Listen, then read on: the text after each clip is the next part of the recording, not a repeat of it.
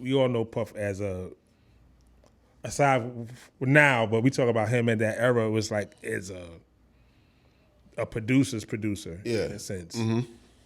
What was his process like when you got there? Like, how was he prepping producers, prepping writers? Like, what was his process to get to his end result? He's the master of the rewrite.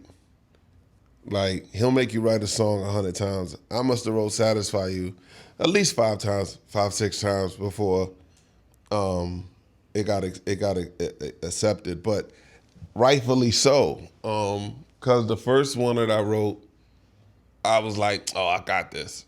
I wrote it on the plane. Like, because when I got to the Bahamas, the first thing, it was like a room full of just, everybody bodyguards and rappers and all that. And I'm just walking through, and everybody know each other, but everybody knows they don't know me.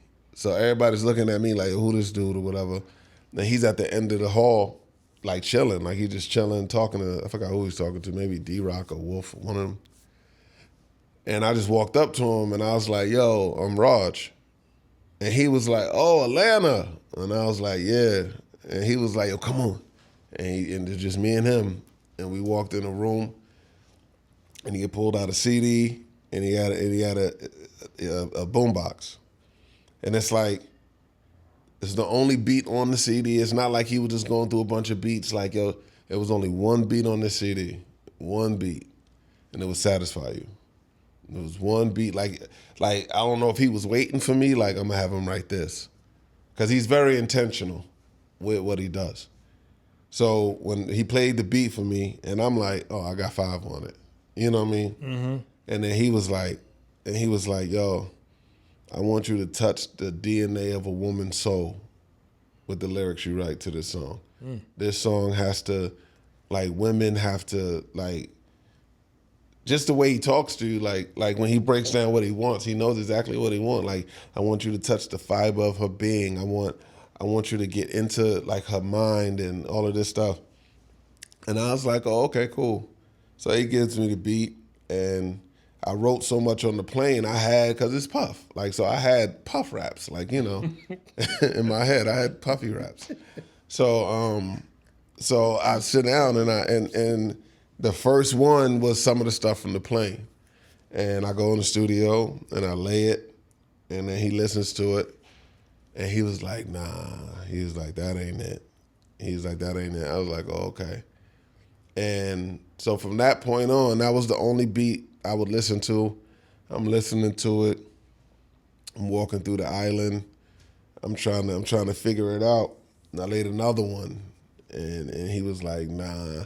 He liked a little bit of it, but he was just like, nah, that's not it. And I was like, all right. So then, like, the third time, I'm walking through the island, and he's doing, like, an interview or something, like they filming him or something. And then he jumps up, and he sees me, and he starts, like, play fighting with me, like, trying to, like he's punching me in the stomach, like, yo, what's good with you? What's good with you?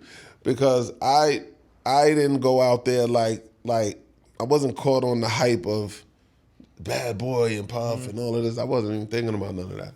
I was really on what Farouk had me on. I was on it, like, but then I was also on it like none of y'all are my friends.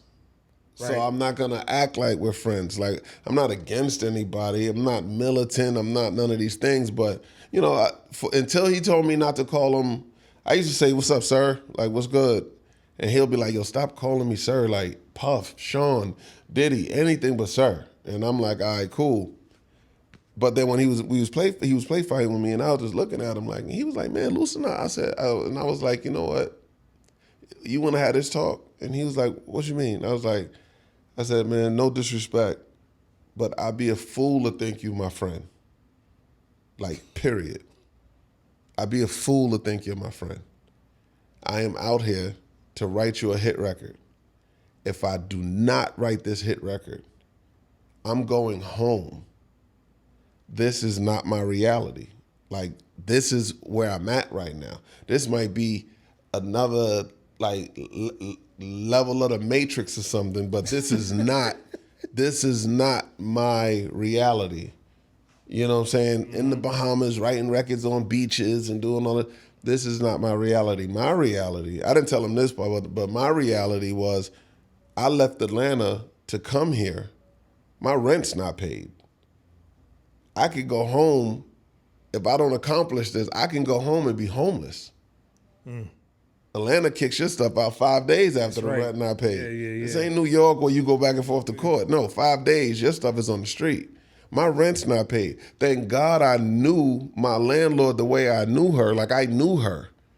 Because she was a friend of mine's ex-wife or wife at the time, whatever. And she would call me like, Raj, okay, you know, what's going on? And I'm like, look, I'm in the Bahamas, I'm with Puff, I'm working on it.